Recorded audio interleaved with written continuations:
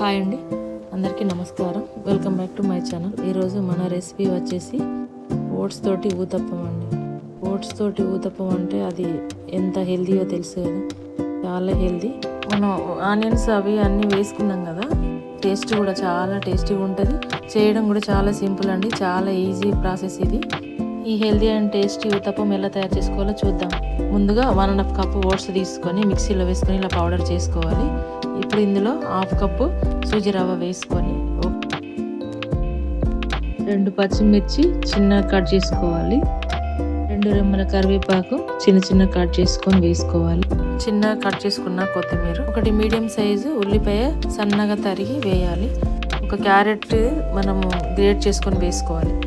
అంటే 1 కప్పు వరకు, చిన్న కప్పు వరకు క్యారెట్ తురుము వేసుకొని బాగా కలుపు. 1 టేబుల్ స్పూన్ శనగపిండి వేసుకోవాలి. మన టేస్ట్కి సరిపోయేంత సాల్ట్ వేసుకొని అంత బాగా కలుపుకొని ఇందులో తగినన్ని వాటర్ పోసుకుంటూ కలుపుకోవాలి.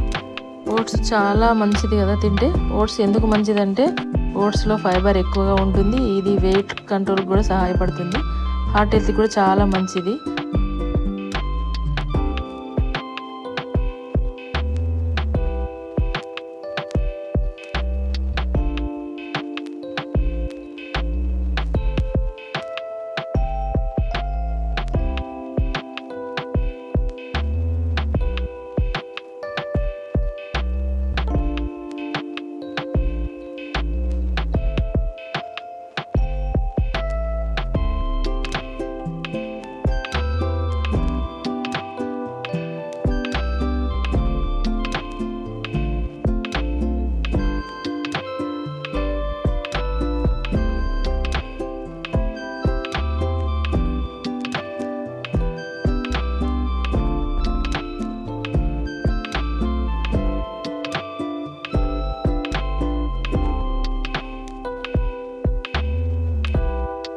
కన్సిస్టెన్సీ దోశపిండి లాగా ఉంటే సరిపోతుంది.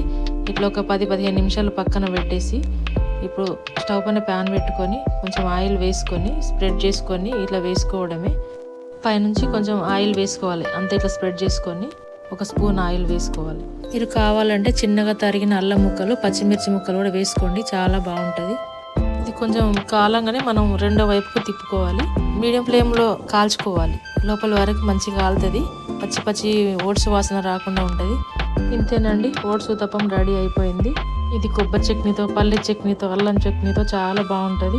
ఇది తక్కువ తిన్నా సరే మనకి ఎక్కువసేపు ఆకలి కాకుండా కూడా ఉంటుంది కదా, అందుకని తినాలి దీన్ని. ఈ రెసిపీ మీకు నచ్చినట్లయితే మీరు కూడా ఒకసారి తప్పకుండా ట్రై చేయండి. మరిన్ని రెసిపీస్ కోసం నా ఛానల్ని సబ్స్క్రైబ్ చేసుకోండి. ఈ వీడియో కనుక మీకు నచ్చినట్లయితే లైక్ చేయండి, షేర్ చేయండి. Thank you for watching.